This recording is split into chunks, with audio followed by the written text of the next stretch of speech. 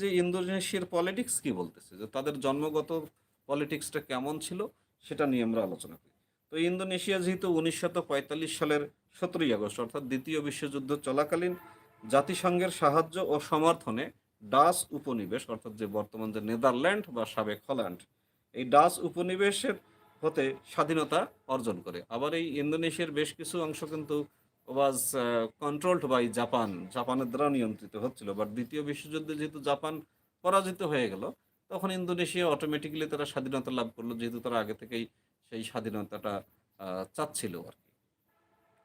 তো এটা এশিয়া এবং অস্ট্রেলিয়া মহাদেশের মধ্যে সেতু বন্ধন রক্ষা করছে। ইন্দোনেশিয়া দেশটা এশিয়া মহাদেশের দেশ, বাট এটা এশিয়া মহাদেশ এবং যে অস্ট্রেলিয়া মহাদেশ, আগের যে বর্তমান ওশেনিয়া মহাদেশ, এই দুই দেশের মাঝখানে, অর্থাৎ ইন্দোনেশিয়া থেকে আপনি যদি সাঁতার দেন আপনি অস্ট্রেলিয়া চলে যাবেন, পাপুয়া নিউগিনি, টুভালু, টোঙ্গা, সামুয়াতু, ভানুয়াতু, এই দেশগুলোতে চলে যাবেন, নিউজিল্যান্ডে চলে যান। আবার সাঁতার দিলে আপনি বাংলাদেশেও, ইন্ডিয়া, পাকিস্তানে চলে আসতে পারবেন। এই দেশটা এক ধরনের সেতু বন্ধন হিসেবে কাজ করেছে। ভৌগোলিক অবস্থা ইন্দোনেশিয়ার, মানে কেন একটা দেশে আর্মি ক্ষমতায়, মার্কিন যুক্তরাষ্ট্রে তো ক্ষমতায় আর্মি নাই, ইংল্যান্ডের ক্ষমতায় তো আর্মি নাই, অস্ট্রেলিয়ার ক্ষমতায় তো আর্মি নাই, তাহলে এই পাকিস্তানে কেন হয়, বাংলাদেশে কেন হয়, ইন্দোনেশিয়াতে কেন হয়? এই দেশগুলোর ভৌগোলিক অবস্থাটা বুঝতে হবে এবং জন্ম ইতিহাসটা আমাদের এই জন্য জানতে হবে।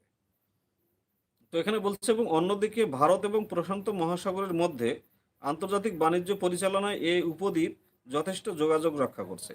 অর্থাৎ ভারত এবং ভারত মহাসাগর এবং প্রশান্ত মহাসাগরের মধ্যে যে আন্তর্জাতিক বাণিজ্য, সেই বাণিজ্য করতে গেলে কিন্তু আপনাকে ইন্দোনেশিয়ার সুমাত্রা, বালি, বর্নিও, দক্ষিণ তিমুর, এই দ্বীপগুলোর পাশ দিয়েই যেতে হবে।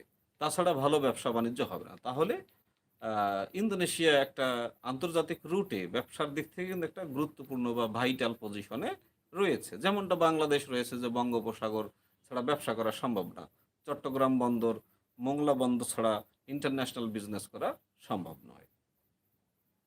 তো চীন এবং পাশ্চাত্য রাষ্ট্রসমূহের মধ্যে বাণিজ্যের প্রসার ঘটায় ইন্দোনেশিয়ার সংস্কৃতিতে বেশ বিদেশি প্রভাব পড়েছে। তো এই দেশে দীর্ঘদিন ধরে চীনের মানুষ ব্যবসা করেছে। পাশ্চাত্য অর্থাৎ ইউরোপিয়ান যে দেশগুলো, আমেরিকান যে দেশগুলো, সেই দেশগুলো এই দেশে ব্যবসা করার কারণে এখানে একটা আলাদা সংস্কৃতি তৈরি হয়েছে।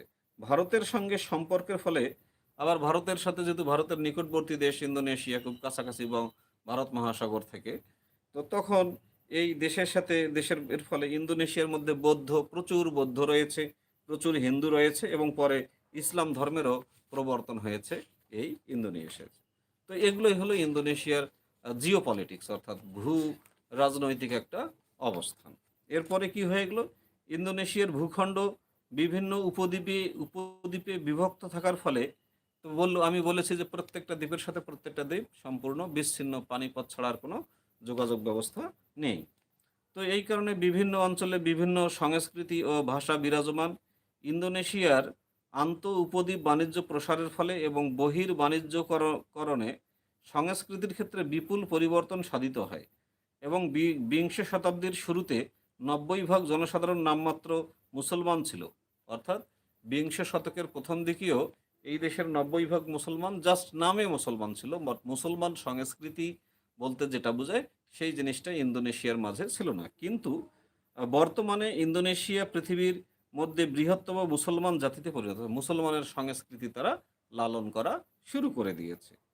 উল্লেখ্য যে ইসলাম প্রবর্তনের পূর্বে ইন্দোনেশিয়ান উপদ্বীপে বৌদ্ধ ও হিন্দু ধর্মের প্রভাবই বিরাজমান ছিল। অর্থাৎ ইসলামের পূর্বে ইন্দোনেশিয়াতে বৌদ্ধ ধর্ম যথেষ্ট প্রভাবশালী ছিল, হিন্দু ধর্ম যথেষ্ট প্রভাবশালী ছিল। লোক সংখ্যার দিক দিয়ে ইন্দোনেশিয়া পঞ্চম বৃহৎ রাষ্ট্র। জনসংখ্যায় পৃথিবীতে মুসলমানের দিক থেকে ইন্দোনেশিয়া হলো পঞ্চম বৃহৎ রাষ্ট্র। আর সুমাত্রা, বালি ইন্দোনেশিয়ান, বর্নিও এবং জাভা ইন্দোনেশিয়ার প্রধান, এগুলো হলো উপদ্বীপ। তো এই হলো এই দেশটি সম্পর্কে সংক্ষিপ্ত আইডিয়া। তো এটা জিও পলিটিক্সটা আমরা আলোচনা করলাম। লাইভটা বড় করলে অনেক বড় হয়ে যাবে, তাই একটু বিরতি নিচ্ছি। একটু পরে আমরা ইন্দোনেশিয়ার প্রেসিডেন্ট, ক্যাবিনেট এবং পার্লামেন্ট সম্পর্কে আলোচনা করব। তো আশা রাখি আমরা 10 মিনিটের একটা বিরতিতে যাচ্ছি। এই বিরতি পরে ইন্দোনেশিয়ার প্রেসিডেন্ট, জন্মগতভাবে প্রেসিডেন্ট কে ছিল, তারপরে ক্যাবিনেট বা পার্লামেন্ট কিভাবে তৈরি হলো, সম্মোহনী নেতা সুকর্ণ কিভাবে সম্মোহনী নেতায় পরিণত হলেন, এই বিষয়গুলো আমরা আলোচনা করব।